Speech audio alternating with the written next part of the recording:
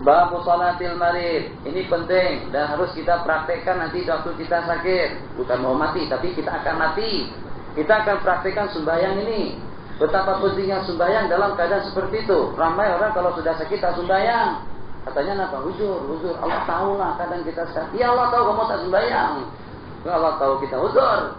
Jadi dalam keadaan seperti itu, Nabi kita bersabda, tak boleh berdiri, duduk. Tak boleh duduk, baring. Tak boleh baring, telantang. Tak boleh telantang dengan mata. Tak boleh dengan mata, dengan hati. Tak boleh dengan hati, cepat-cepat mati. Qala lil ajizi salatul fardhi qaidan, bagi orang yang lemah melaksanakan sembahyang fardu berduduk. Maksud daripada lemah ayyasyqa alaihil qiyamu. Berdiri itu sangat menyusahkan dia. Masyaqqatan zahiratan. Kenapa tak berdiri? Oh, lengo nih. Lengo sikit saja. Lebam sedikit, bengkak sedikit. Sebab tadi itu di waktu main bola, bukan kaki yang ditendang, bukan bola yang ditendang. Yang ditendang tiang elektrik. Akhirnya tak boleh sembahyang berdiri. Itu bukan salah kita, salah tiang elektrik. Qala au yaqatu minhu maradan, atau khawatir dengan satu penyakit, atau kita azan dulu. Azan sajalah, azan saja, tapi jangan yang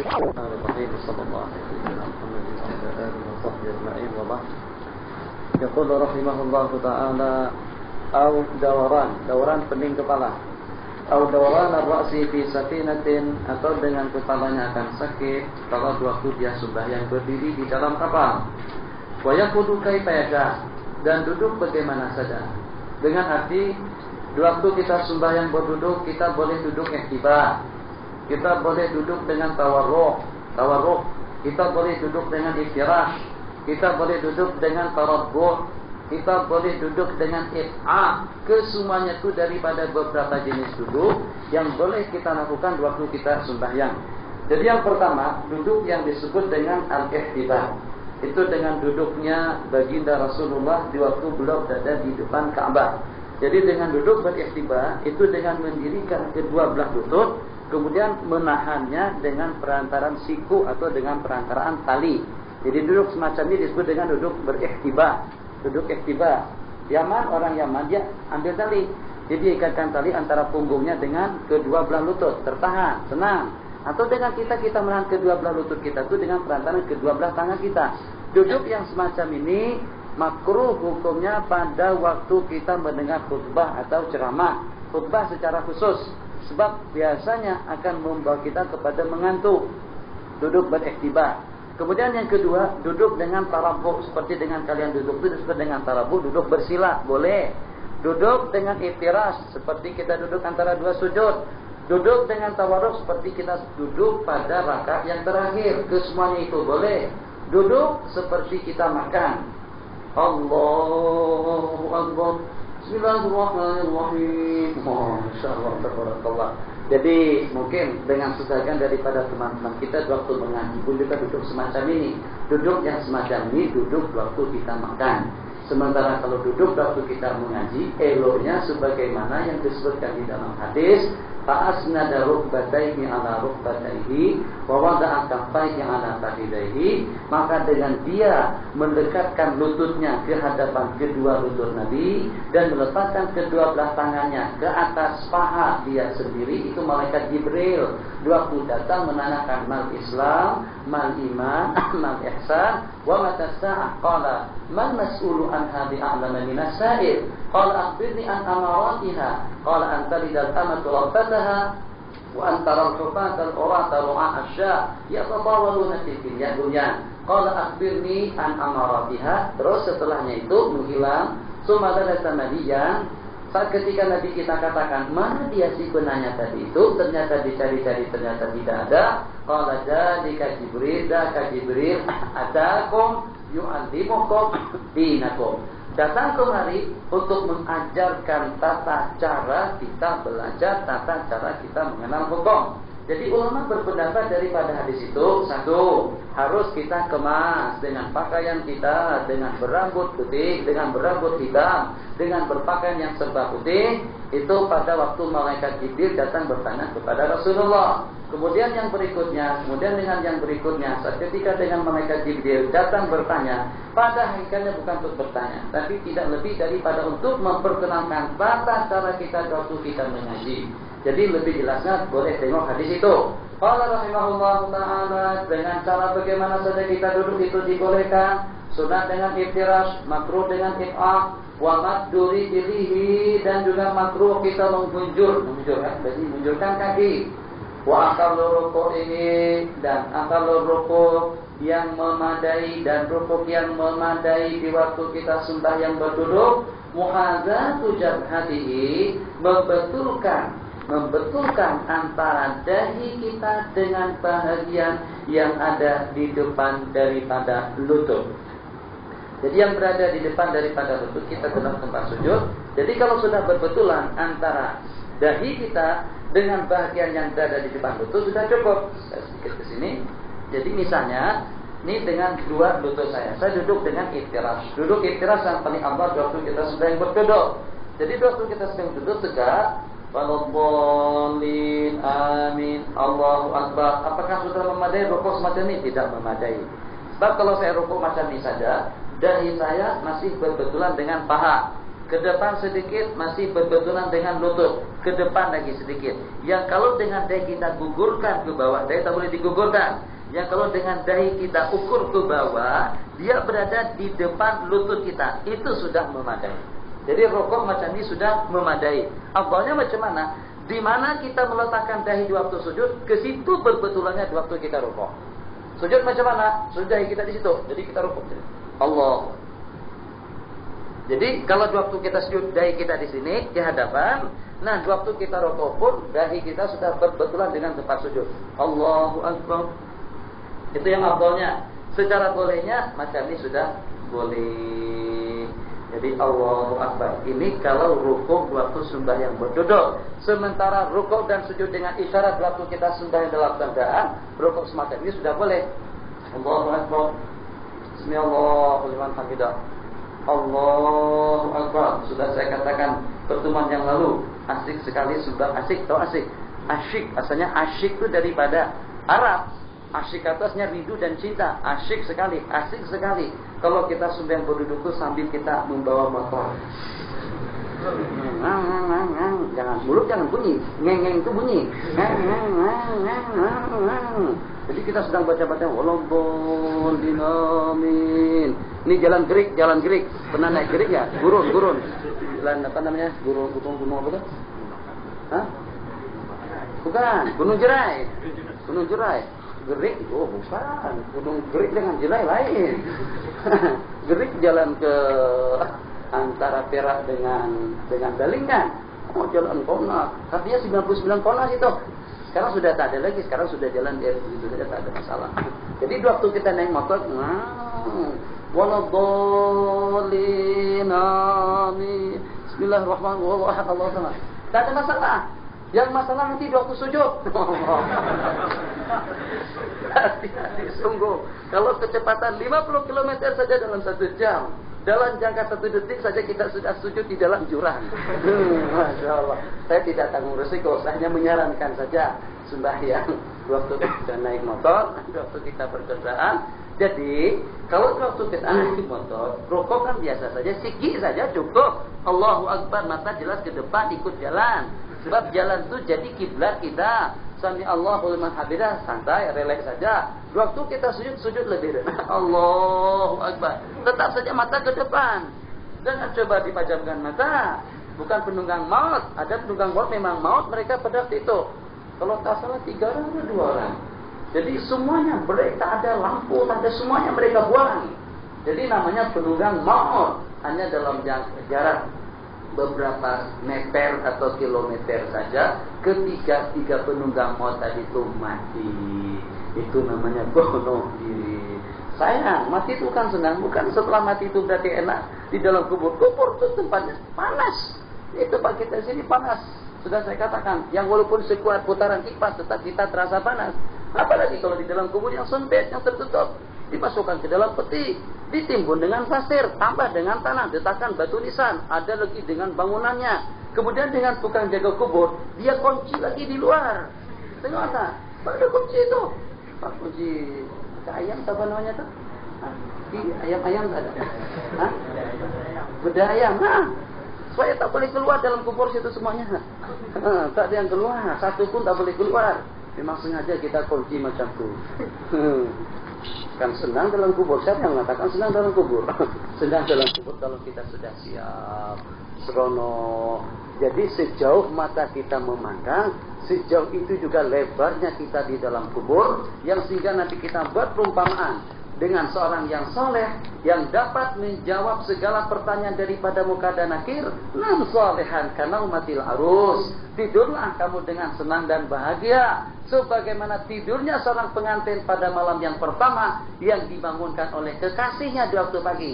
Bila dibangunkan saat ketika hari kiamat, tak terasa seperti kita tidur. Letih tak? Siapa yang sudah kawin? Malam pertama rasa masih belum puas tidur, sebab awal-awal malam itu kan sedang dengan istri, masing-masing dengan istri, berseronokan dengan istri. Setelah keletihan tidur, belum puas tidur. Subuh, katanya subuh malam hari saat banget, bukan saat banget. Habis waktu dengan bini pada awal malam. Nah, seperti itu juga perumpamaan seseorang di dalam kubur. Kalau kebetulan kuburnya itu merupakan raudhatun min riyadil jannah. Qala rahimahullahu taala, kita hadiskan yang ini, bukan hadiskan yang lain, hadiskan yang itu. Terus qala wa akmaluhu muhadatuha mawdi'a sujudi, dan seakmalnya, sesempurnanya itu dengan membetulkan dahi kita ke tempat sujud. Fa'in ajaza'an ruku'in wa sujudin, kalau kebetulan tidak boleh ruku' dan sujud, kita lakukan apa yang boleh dengan mendekatkan jabhah kita ke tanah. Fa'in ajaza, kalau tidak boleh juga cukup dengan isyarat-isyarat di waktu ruku' dan sujud. Dan apabila kita tidak sanggup berduduk, lidummalin, disebabkan karena bisul, wa nahwihi ata bil qu'udi qa'imah, itulah dia dengan orang Mesir. Jadi dengan duduk itu diganti berdiri. Sementara sujud ruku'nya kita ganti dengan isyarat. Walau amkanahul qiyamu wa bihi ramadun aw ghairuhu, kalau kebetulan kita boleh berdiri, sedangkan kita sakit mata atau dengan penyakit yang seumpamanya. Dokter spesialis kita pakar dokter mengatakan, kalau kamu sembahyang dengan bertelantang, kami boleh mengobati Anda, maka boleh dia sembahyang dengan bertelantang. Walau ajaza'an qiyamin, tidak boleh berdiri, tidak boleh berduduk, boleh dia berbaring mengiring ke sebelah kanan dengan menghadap kiblat. Pemuqaddami badanihi, atau kepala kaki hadap kiblat, atau mengiring seperti kita di dalam kubur. Rukuk dan sujud semampu dia, dan hendaklah dengan sujudnya lebih rendah pada rukuk. Wa illa au ma'a bi ra'si was sujudu akhfar. Fa'in ajaza, kalau tak boleh juga sembahyang berbaring, sembahyang bertelantang, sembahyang mengiring, maka kita buka mata. Kita atur bagaimana gerak mata, bagaimana tak boleh atur. Kita untuk kita memahamkan seseorang dengan pandangan mata pun juga boleh secara Arab. Nah, itu maksudnya bagi damghah. Ingat tasdih kalau tak dua damghahnya kadang-kadang tak diuruskan. Jadi supaya cepat tasdih kita selesai, kita bagi damghahnya lebih. Damghah kam, talatin esh, kam, talata gene. Jadi yang talata gene itu kita bagi damghah 5 gene. Kita yang mengajarkan risuah sama orang Arab. Akhirnya dia tahu duit. Coba dengan kita, kalau tonton dari Indonesia mengajarkan risuahnya itu dengan gudang garam. Jadi dia merokok, jadi dia bagi rokok, akhirnya selesai tasdik hari itu juga. Yang lain mengajarkan risuahnya dengan damghah, akhirnya dia tahu. Jadi dahulu marah dia kalau sampai kita berbuat demikian. Sekarang justru dengan matanya isyarat sebagai, kalau sudah macam itu maknanya belakang, banyak menok, tapi alif. Macam itu maknanya saat ini tinggi minwara. Pukul 2 datang dari pintu belakang. Boleh selesaikan masalahmu adalah saya ini bukan hanya pernah. Bukan hanya pernah. Boleh dikatakan keuangan urusan dahulu tuh dengan mujamah, berurusan dengan mabahis, berurusan dengan jawazah, berurusan dengan Indil, dengan Sulaiman. Itu kismul mu'adalah. Yang kadang-kadang syahadah kawan-kawan sudah mati, salahiannya sudah habis. Itu kadang-kadang tidak ada, dan mungkin dah, dah mana, dah karar. Tapi karar itu masih boleh dipatahkan. Ternyata Said Ma'alish, apakah kita kata ya be maleda wa musyarif wa batu ma'idus fikranil mawdu. Jadi minta tasahul dan minta dipermudah urusannya. Baik, katanya insyaallah kali tinggi badan saat Senin atau saat Selasa. Tinggi saat Selasa. Jadi kalau sudah tinggi saat Selasa itu maknanya itu sudah tidak melalui pintu depan, itu melalui pintu belakang. Yang tidak jadi oke, yang tidak boleh jadi iya, tapi saat Selasa. Saat Selasa. Ala kulli hal itu urusan hukumnya haram atau tidak, jangan tanya masalah hukum. Nanti kena dahi kita sendiri. Qala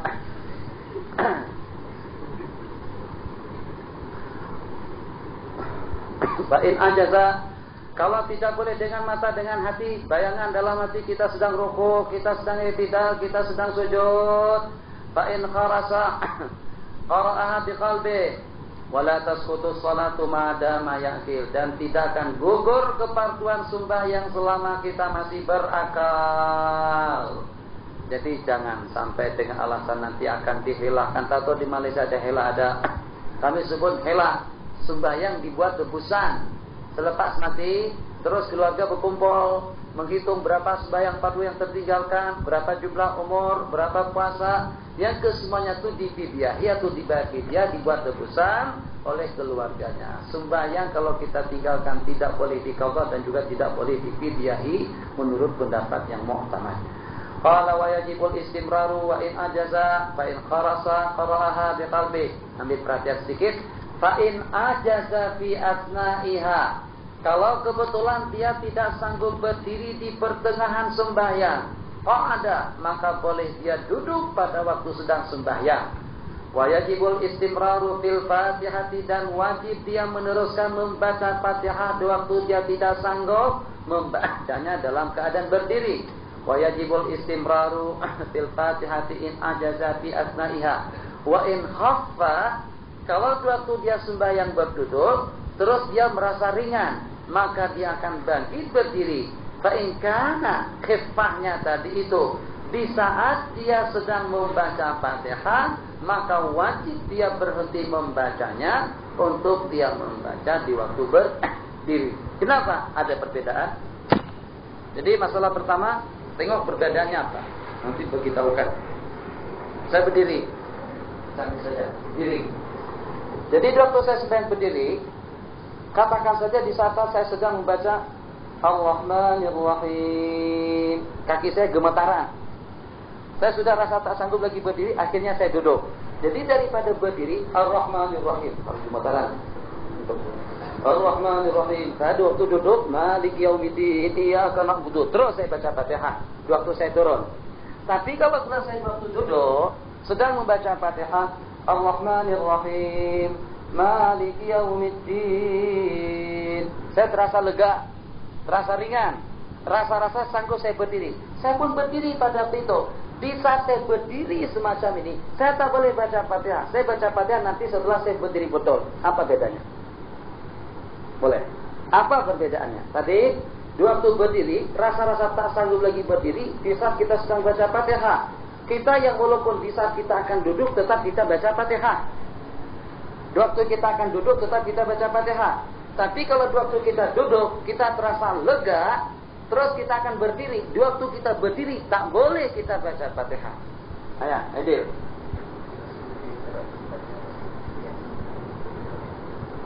Yang lain.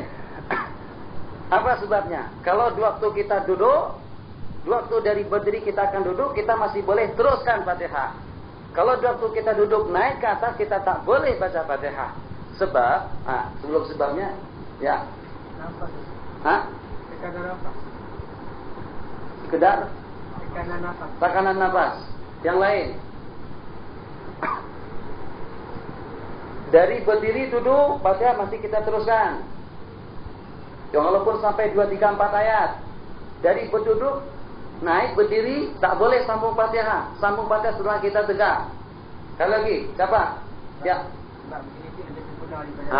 Itu dia. Sebab kalau waktu kita dari berdiri ke duduk, keadaan dari waktu kita berdiri menuju kepada duduk itu, keadaan yang sebelum kita ke batu lebih sempurna daripada keadaan kita waktu kita duduk.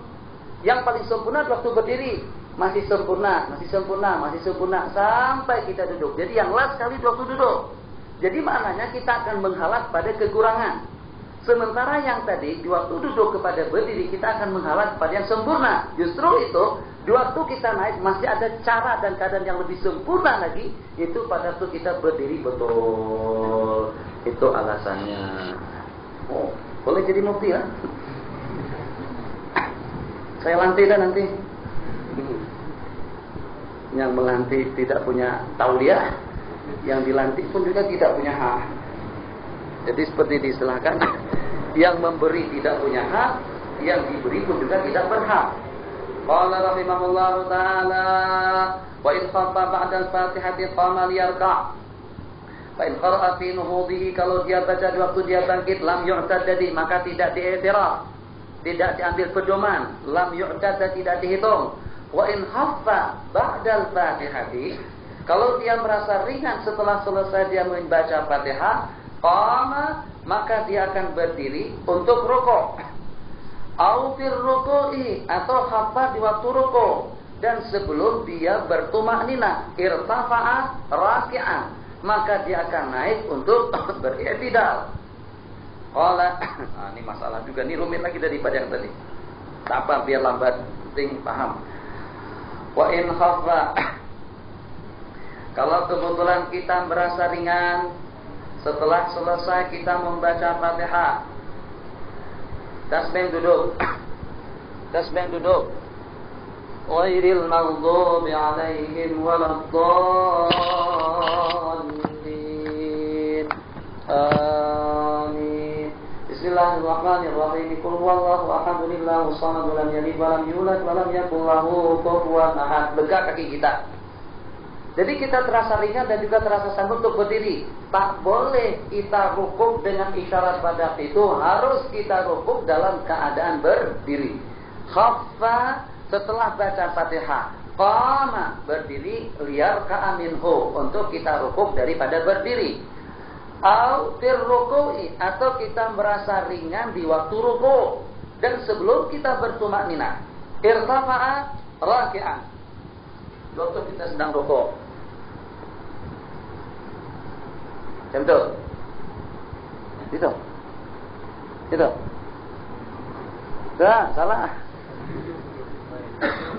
salah. Macam ni, waktu kita sedang rukuk duduk. Nah, jadi kita merasa ringan di saat kita sedang rukuk, kita merasa sehat di saat kita sedang rukuk. Sebelum kita bertumakninah, irtafa'a raki'an, kita akan naik dalam keadaan rukuk. Maknanya irtafa'a raki'an, naik. Jadi kita tak tegak, tidak, sebab kita sedang rukuk. Kalau kita tegak macam ini seakan-akan kita i'tidal, menambah rukun. Jadi kalau pulang kita sudah rukuk berduduk, terus kita terasa ringan, kita akan irtifa, akan naik tapi menjadi raki'an. Baik, jelas sampai di situ. Irtafa'a raki'an.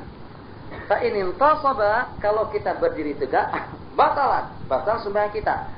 Au ba'daha, atau setelah tumakninah.